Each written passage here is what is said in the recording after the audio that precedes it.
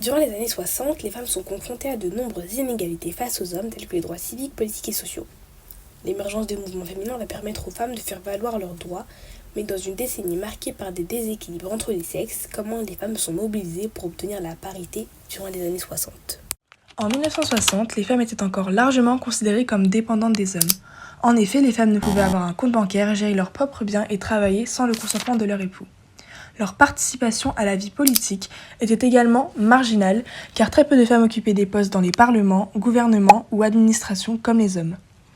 Ensuite, les femmes avaient un accès limité à l'emploi, et lorsqu'elles travaillaient, elles étaient réduites à des rôles perçus comme féminins tels que secrétaires ou infirmières. Par conséquent, les femmes n'avaient pas accès aux aides sociales telles que le chômage et la retraite, car ces aides étaient réservées à des personnes occupant des hauts postes fixes et bien rémunérés.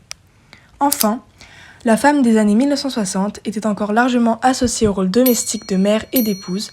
Les publicités, les médias et les discours sociaux glorifiaient l'image de la femme au foyer, dévouée à son mari et ses enfants, ce qui limitait ses ambitions extérieures. Nous sommes dans les années 1960 et la lutte des femmes contre le patriarcat et pour les libertés s'accentue avec la création de mouvements. En 1970 est créé le célèbre mouvement de libération des femmes, conçu pour lutter contre les différentes oppressions misogynes.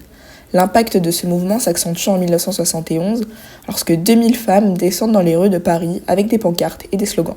Elles manifestent pour briser les chaînes de l'esclavage qui réduisent à une condition inférieure les femmes. La même année, un mouvement est cofondé par deux icônes, Gisèle Halimi et Simone de Beauvoir. Mais qui sont-elles ? Gisèle Halimi, avocate et députée, Simone de Beauvoir, philosophe. Mais pourquoi leur mouvement est important ? Choisir la cause des femmes est une organisation qui a lutté pour la dépénalisation de l'avortement. Ses objectifs ont fini par s'étendre. Lutte contre les violences physiques et morales, pour l'égalité professionnelle et pour une meilleure représentation des femmes. Le théâtre et la littérature deviennent très vite la tribune où s'expose la révolte des femmes. On pense à la pièce Susanna Andler ou encore La femme rompue de Simone de Beauvoir. Le magazine Elle a su capter l'attention des lectrices grâce à ses articles sur l'émancipation des femmes. Quant à lui, le cinéma des années 60 a su montrer les clichés sur la femme au foyer parfaite.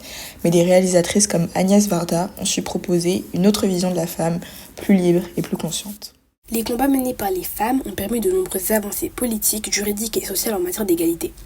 De nombreuses lois ont été promulguées pour élargir le droit de vote, l'égalité en droit du travail, l'égale rémunération ainsi qu'un accès équitable aux services financiers. Parmi elles, on retrouve les lois de 1965 permettant aux femmes mariées de travailler, d'ouvrir un compte bancaire et de signer des chèques sans l'autorisation de leur mari, la loi du 22 décembre 1972 instaurant une égale rémunération entre les hommes et les femmes ayant les mêmes qualifications et pour un même poste, et la loi Veil de 1975 qui légalise l'IVG, donc interruption volontaire de grossesse, c'est-à-dire que dès lors, cet acte ne sera plus puni par la loi. Les mobilisations des femmes durant les années 60 ont fait évoluer la société, car dès lors, les femmes n'étaient plus limitées à leur rôle de mère et d'épouse. Depuis, elles sont de plus en plus nombreuses dans la population active et occupent des métiers divers qui nécessitent de plus en plus de qualifications.